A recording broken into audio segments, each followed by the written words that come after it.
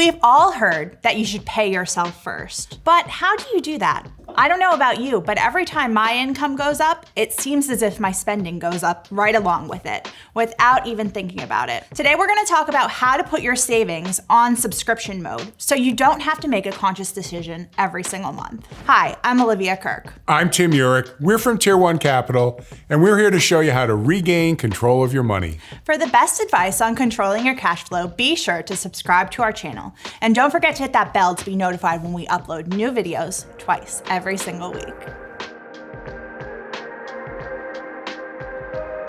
As a young professional, for me at least, it's hard to think about goals like sending my children to college or saving for retirement when I don't necessarily see those things in my near future. But that doesn't mean I shouldn't be saving for goals, no matter what they are, down the line, regardless of not having them defined. The idea that as your income rises, your expenses also rise, that was what Nelson Nash, my mentor, used to refer to as Parkinson's law. Expenses rise to meet income. If we could give you an equation on how much you should be saving each and every single month, you should be saving 20% of your income.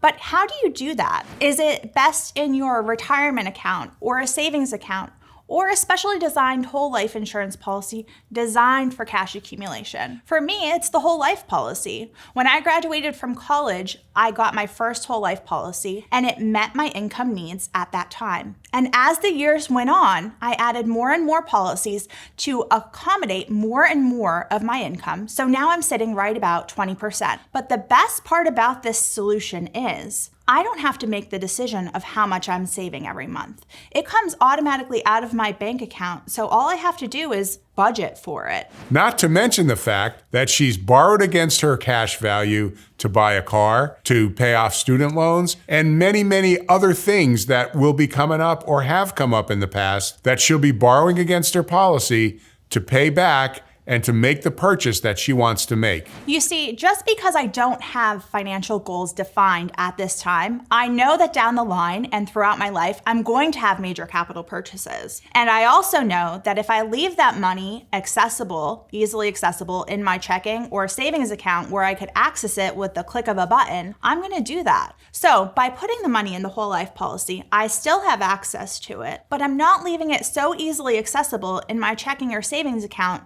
that just because it's there, I'm spending it each and every single month. But the real key here is the fact that although she's using the money, borrowing against her cash value, she's also being responsible by putting the money back. People always say, do I need to pay that policy loan back? In short, no, you don't.